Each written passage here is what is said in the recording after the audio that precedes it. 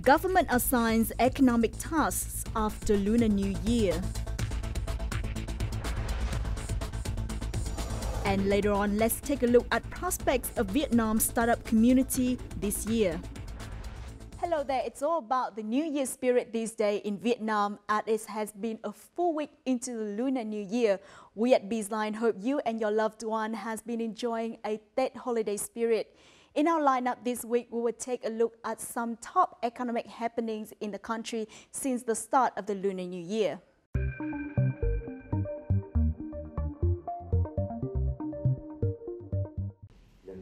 At the first cabinet meeting after the Lunar New Year on Tết holiday on Wednesday, Prime Minister Nguyễn Xuân Phúc called on ministries and localities to resume work soon. A report by the government office and ministries indicated that prices were stable during Tết and sales increased by 12 to 15% compared to weekdays. While last year marked a breakthrough of the government and some unique economic highlights, there remain challenges for the economy in 2018. The government has issued Decree Number 1 in 2018, seeking to improve the business environment, boost labor productivity, and thus make Vietnam a competitive economy. This is a crucial step to take to achieve the target of 6.7% GDP growth and inflation of no more than 4%. Vietnam's stock market saw impressive rises of indices at the first trading day on Tuesday after Tết holiday. This growth is expected to continue even throughout 2018, boosted by positive macroeconomic development and support of foreign traders. According to an article released by Bloomberg on Wednesday, while the increase of stocks in emerging markets slows down, stocks in frontier market, including Vietnam, will outperform. Stocks in marginal markets such as Egypt, Vietnam, and Pakistan tend to outperform stocks from developing nations when the market is in a recession, because domestic investors are still the main holders. In addition, while frontier markets will be inevitably affected by new tax policies from the United States, there will still be many investment funds, including Tundra Founder, which prefer countries with higher economic growth rates and large populations that have the potential to catch up with more developed economies. On Tuesday, the Garment Corporation 10 and Vietnam National Textile and Garment Group held an early New Year launch ceremony. At the ceremony, Minister of Industry and Trade Trần Tuấn Anh urged Vietnamese textile and garment enterprises to make good use of the international economic agreements and the Industrial Revolution 4.0 to renovate and raise competitiveness. The textile and garment industry will strive to achieve an export turnover of $34 billion in 2018, an increase of more than 10% over the last year, which is said to be very ambitious. However, the Vietnam Textile and Apparel Association said this is likely to be achieved as Vietnam still managed to rise while other countries decline in export in many years. Another challenge is the world's slow demands. Furthermore, Vietnam's textile and garment industry is still weak in design, which urgently needs solving in 2018 and the coming years. In a policy turnaround, the government has said it is determined to assist food and beverage importers and producers by reducing inspection times, costs, and criteria, and allowing them to make self-declarations. Decree Number 15, effective from February 2nd, 2018, brings several changes, the most notable of which is giving firms the right to self-declare food product origins and quality, replacing the long-standing method of keeping records at public administration agencies. Companies in Vietnam are likely to save around 7 million 8-hour man days and $133.6 million a year thanks to these changes. The first airport in Vietnam to be built in the form of a Build, Operate, Transfer or BOT project, the Vân Đồn International Airport in Quang Ninh Province, will run its first test flight in June. The airport will officially be completed and put into use in September. Vân Đồn Airport has the longest runway in Vietnam with 3.6 kilometers and an annual capacity of 2.5 million passengers. According to the Ministry of Transport, Along with the construction of the airport, the locality needs to attract investment in tourism, real estate and trade with neighboring areas so that the new airport will have a stable number of passengers. Billions of US dollars were deposited into the banking system just on the first working day of the lunar year, with many hoping to garner some luck and good fortune for the year. This signals a promising year for the banking industry. On the first working day after the Tet holiday, the number of transactions recorded saw an increase of 20 to 50% and even 100% compared to weekdays, with interest rates from 4.1% to 5.4% for a one-month term and from 6.5% to 7.5% for 12 months. Depending on the size and risk preference of banks, many options are available for customers. Saving is a safe method of investment that attracts idle cash flow. Stable input and output interest rates encourage demand for loans. Thus, credit is still expected to be a key profit method for banks in the new year, despite shrinking profit margins. Gold shops are stocking various products to take advantage of the huge demands on the God of Wealth Day, which falls on the 10th day of the Lunar New Year, or February the 25th. Legend has it that the God of Wealth returns to heaven on the 10th day, so on this day, Vietnamese have a tradition of buying gold for good luck and prosperity throughout the year. In addition to traditional products such as figurines representing the God of Wealth and ones inscribed with the words happiness, prosperity, wealth, and longevity, gold companies have also launched many other items featuring dogs to celebrate this year's zodiac animal. Those are some economic highlights over the past week. Up next in our crosstalk, we will take a look at the prospects of the Vietnamese startup community in 2018.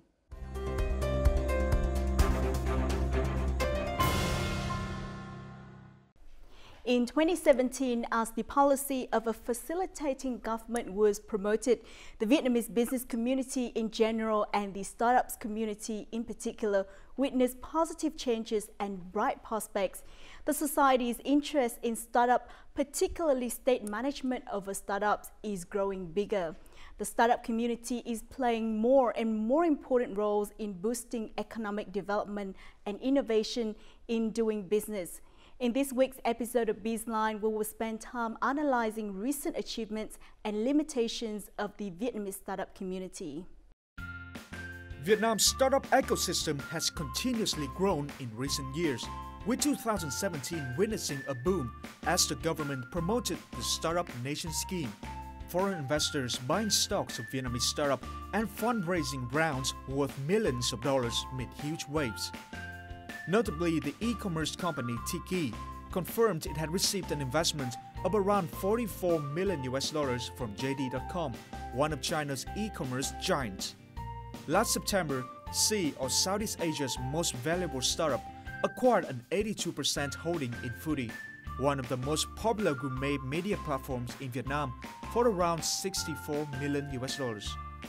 On the opposite spectrum, Joomla, a Vietnamese web template developer, acquired the Poland-based long-standing opponent Gavik.com.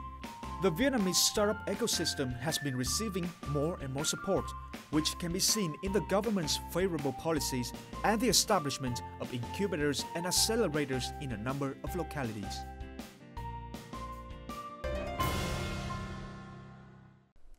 And joining our BizLine this week is Mr. Han Ngoc Tuấn Linh, CEO and co-founder of Vietnam Silicon Valley Accelerator, a well-known startup incubator in Vietnam, to give us an insight into the startup community in Vietnam. Well, thank you so much for joining us. Thank you for having me. Okay, first of all, can you give us an overview of the recent development in the Vietnamese startup community over the last few years? We started out not as an accelerator, but we actually started out as a team who do a consulting project for the government. I think that was the first instance when the government really look at startups and they think in the future startup can play a big role in economic development for Vietnam. And over the past few years, I think The biggest change is in the government perceive of startup communities. In the past 2 years, I see a lot of founders, but not young first-time founders, but rather people who are very experienced. They have spent about 10 years, 15 years develop products for other companies. And they think that, okay, so I spent enough time developing products, now I can go out with my own team and develop my own startups. They have very high technical skills. And some of the best startups that we invest in are of the founders who come from these backgrounds. So when they move out to a startup, sometimes they work even harder than young founders. They work more professionals. They have more connections to sell their product to the market. Another positive trend is a lot of people start talking about investing for startup is a viable investment. So the investor is still in the stage where they try to understand how to invest in startup and not lose money. But over time, I think this year or next year, they will be more comfortable to making the investment decisions. In the countries around the regions like Singapore and Malaysia, the government and also the investor, they are invest heavily into startups. And these investors, they also look at Vietnamese startups, but they will take a long time to get familiar with the market before comfortable to investing into the companies in Vietnam. What do you think about the attractiveness of the Vietnamese startup community in calling for investment, especially like foreign investment? We started to invest in 2014, and up until last year, our money to invest into startups come from local investors. But last year, Lotte accelerators from Lotte Group, they decided to invest with VSV accelerators for Vietnamese startup, and that is a very big signal for us that the foreign funds now they are comfortable to work with local investors to invest for startup. In the past, we have IDG Ventures or Cyber Asian Ventures who come into Vietnam and also investing for startups, but that is not a cooperation between a Vietnamese investors and a foreign international investors, but mostly the international investors see the opportunities and come to Vietnam and invest. Just recently, we have a demo day for our startup, and the CEO of Lotte Accelerator came to Vietnam. He have been to Israel, to Singapore, to many other countries, and he invests in many startups and sit in many demo days. And what he sees is that the quality of startup at demo days, the Vietnamese founder is on a comparable qualities with every others founders in every other countries. BoxMe is a startup that provides cross-border order fulfillment and logistics services. Despite starting as a domestic business, this startup soon realized the importance of expanding into foreign markets and has entered 4 ASEAN countries and the United States. Chúng tôi thấy việc là tại sao chúng ta cũng có công nghệ, chúng ta có công nghệ còn tốt hơn các nước trong khu vực. Chúng ta chỉ thiếu một cái đấy là quyết tâm toàn cầu hóa. Thì chúng tôi mới thấy được là nếu mà chúng tôi làm thì chúng tôi cũng không sợ, cũng không thua kém gì các đồng nghiệp trong khu vực. As one of the 10 startups with the most potential at the Startup Festival 2016, held by the Ministry of Science and Technology, this software company provides hotel management and marketing technology solutions. It has set foot in a number of Southeast Asian markets since late 2017. Các đối thủ chính ở G-Cloud ở Việt Nam thì vẫn là các đối thủ đến từ châu Âu và những nước có nền công nghệ rất phát triển như là Ấn Độ hay là Úc. Và sang Thái Lan thì chúng tôi cũng phải chiến đấu với các đối thủ như vậy. Most startups like EasyCloud and BoxMe offer internet-based products and services, which allow them to promote cross-border businesses. However, these two businesses are only among the few Vietnamese startups who are able to enter regional markets, not even to mention global ones. Meanwhile, going global has become a worldwide trend in the field of startups for several years. Some notable examples are Grab, Uber, or Airbnb. Bắt đầu có thể là Việt Nam, nhưng thị trường tương lai sẽ phải là ít nhất là phải là thị trường tại khu vực Đông Nam Á. Bởi vì nếu mà chúng ta cái sản phẩm dịch vụ trong cái thế giới toàn cầu hóa rất mạnh mẽ hiện nay, đặc biệt ở trong cái ngành công nghiệp công nghệ thông tin, nếu chúng ta không có khả năng toàn cầu hóa, sớm hoặc muộn thì chúng ta cũng sẽ bị các doanh nghiệp khác đã toàn cầu hóa thành công, đã khu vực hóa thành công sẽ tiêu diệt. According to several startups, moving into foreign markets is similar to starting their businesses all over again. No matter how successful they are in the domestic market, their brand names, customers, networks, and market knowledge are limited when it comes to new markets. Đối với các startup nhỏ thì cái quan trọng nhất, cái nguồn lực quan trọng nhất đó sẽ là nguồn nhân lực. Chúng ta nên nếu mà để mà có thể có khả năng toàn cầu hóa, chúng ta cần phải có một cái nguồn nhân lực có chất lượng cao, đã được đào tạo bài bản tại các cái môi trường mà có ngoại ngữ tốt, đã có kinh nghiệm làm việc trước tại các cái công ty mà đã có hoạt động tại khu vực. Now, some people think that the Vietnamese startup community still lack major business that are able to reach regional and international markets. What is your take on this? I think yes, the number of Vietnamese companies that aim at the regional market or the global market is not high. It's very low. But I don't think it is about the size of the startup or the ability of the founders. But I think it's just the way of thinking for the founders. Even just inside the Vietnamese market, we invest for startup in Da Nang, we invest for startup in Ho Chi Minh City, we invest for startup in Hanoi, and all the time we see that if the founders is born in Ho Chi Minh City or is living in Ho Chi Minh City, they will want to have the startup in Ho Chi Minh City and explore that market. If the founders in Hanoi, they want to explore Hanoi. Can we talk a little bit about the advantages and disadvantages of Vietnamese startups in terms of increasing their regional or even global reach? Something very simple like the language barriers sometimes play a very big role.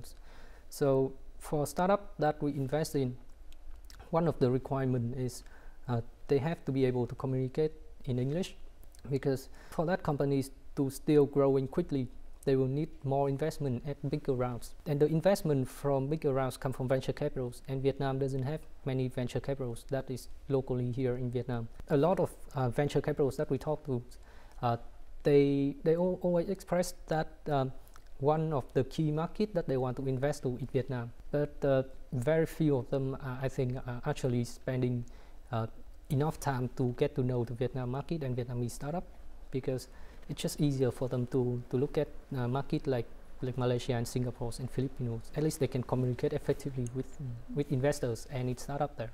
In terms of technical ability to actually build a technology product, Vietnam is very strong. We work with people from Australia, people from UK, US.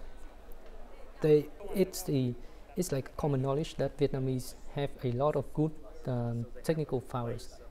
Another one is in terms of cost level for the companies in Vietnam. Even just compare with other countries in the regions, we still have much lower costs. That means with the same amount of investment, if we invest for a Vietnamese startup, that amount can get the company further compared to if we invest in a country like Singapore or Malaysia. Now, some experts said that the biggest weakness for Vietnamese startup community is the lack of innovation and core technology, as many of them rely on imported technology that has been successful in other countries. Is that true? And what is your take on that? You don't always have to work on a most advanced technologies to be able to successful, because investing in startup and building a startup is more about serving an underserved market. Currently, Vietnam is not on the same level as developed countries. Things that people in the UK or in the US have access to, a lot of things has become a commodity for them, are still new things in Vietnam. So even for the startup that bring technologies from other countries to Vietnam and build business based on that, as long as it benefits the society, benefit the customers, as long as the customer willing to pay, and as long as the market size is big enough for the company to grow, that is still a good companies in Vietnam. Even for the large companies, not a lot of companies that doing research on advanced technology. So if even for the young people who go work at a larger technology companies in Vietnam, I don't think they get much access to things like machine learning or AI's technologies. So it's very hard to have an innovation on those technologies if you are not familiar with the current state of the technologies. Another factor is that Vietnam does have people who research on advanced technologies, especially in terms of agriculture. But they are scientists and researchers, and the technologies or the new innovation that they have can really benefit. The problem is researchers and scientists that we talk to, they have very little desire to start a company to commercialize the product. And I think in order to help commercialize these technologies, the investors in Vietnam also need to be more sophisticated. If we have the product, we have to have a platform to launch and commercialize the products. And currently, I don't think Vietnamese investors is at that level yet. In order to provide management and marketing technology solutions for 0 to 2-star hotels, EasyCloud has visited various hotels to find out their demands. This task was done in the span of several months, thanks to support from Key Startup, a company specializing in business development services or BDS for startups. Bên mình là những người làm công nghệ, bên mình có thể rất là giỏi về công nghệ, nhưng mà cái việc tìm hiểu thị trường, đánh giá nhu cầu thị trường và tìm hiểu những vấn đề của thị trường cần thì là một kỹ năng, nó không phải kỹ năng về công nghệ nữa. Cái startup định hình cho mình cách chúng ta tư duy về bán hàng, tư duy về nhu cầu thị trường. Nếu mà bắt họ chi khoảng tầm vài nghìn đô cho một cái dịch vụ nghiên cứu thị trường thông thường thì sẽ rất là khó. Nhưng thay vào đó chúng ta có thể hướng dẫn họ bằng sức lực và tài năng của họ. Họ sẽ tính toán được cái quy mô thị trường tiềm năng cho cái sản phẩm dịch vụ đó. According to experts, a number of startups have not become real enterprises, but are more of groups that look for and test innovative business models. As a result, they need specialized business development services that can help them enhance capacity in terms of business networks, market opportunities, intellectual property, and business conditions. In recent years, the fast-growing startup community in Vietnam has stepped up demands for these services.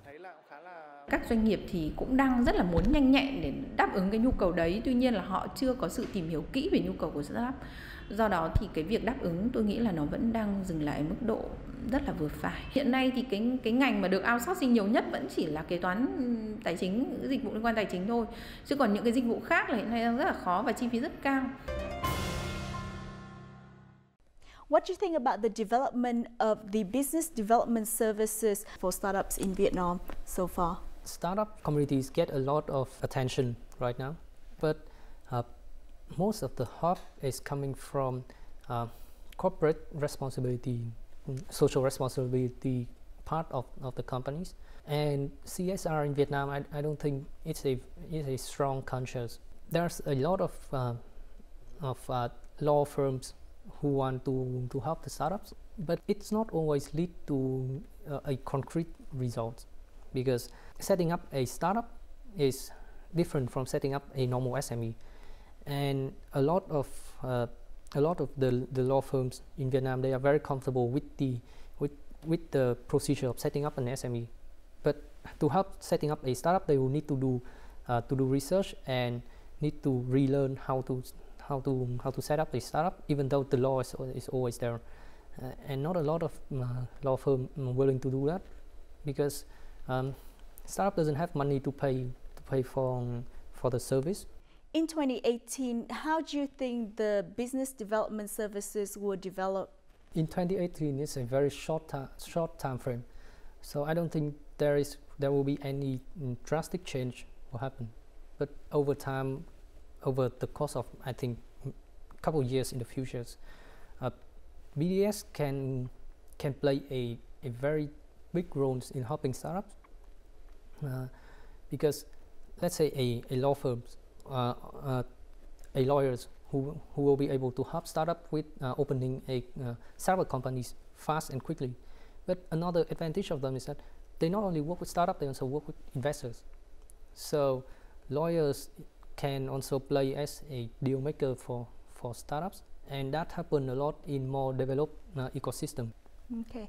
Now, how would supporting policies and assistance for startups, particularly those specified in the law on supporting SMEs, can be more applicable to Vietnamese startups? To have all the legislation and all the laws relating to startups and venture capitals to be in the same law.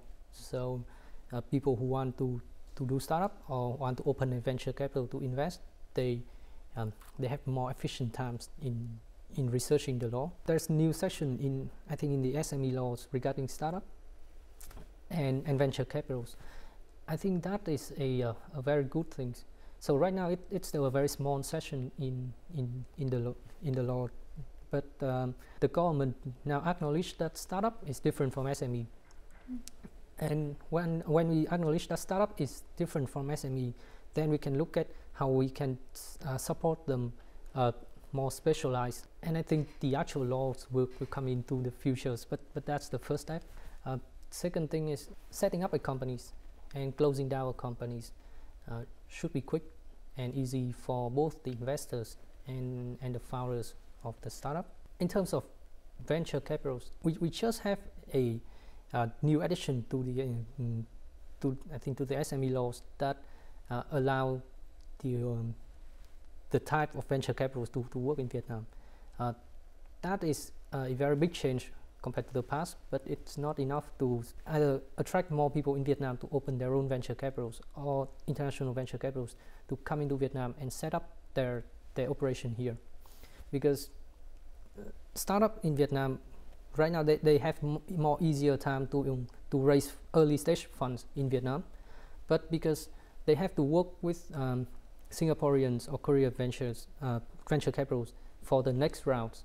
So most of the technology companies in Vietnam, the bigger one like 20 million valuation, 30 million valuation, I think most of them or all of them are actually Singaporean legal entities, because to attract the investors, what the investor asks is that they are not familiar with the Vietnam legal framework, and they are not willing to do much research because it's very complicated. So they cannot really trust in the framework. So if the startup want to raise fund, go to Singapore, open a new entities, and the funds will go to the new entities, and that Singaporean entities come back and buy the Vietnamese companies. Well, thank you so much for joining us. Thank you. Currently, the Vietnamese startup community only has about 1,800 businesses, a modest figure in the whole economy. But this community has attracted a lot of public attention in recent years. Startup is a growing trend, and business development services for startup are also inevitable. After a boom in the number of new enterprises last year, business development services are expected to become more specialized to better accommodate demands of businesses in 2018. Let's see what changes will come. And that's the end of our program. In the meantime, you can also log on to vtv4.vn, our YouTube channel at VTV4Go, for more of our programs and updates. Don't forget to join us next week for another episode of This Line. Thanks for tuning in, and until next time.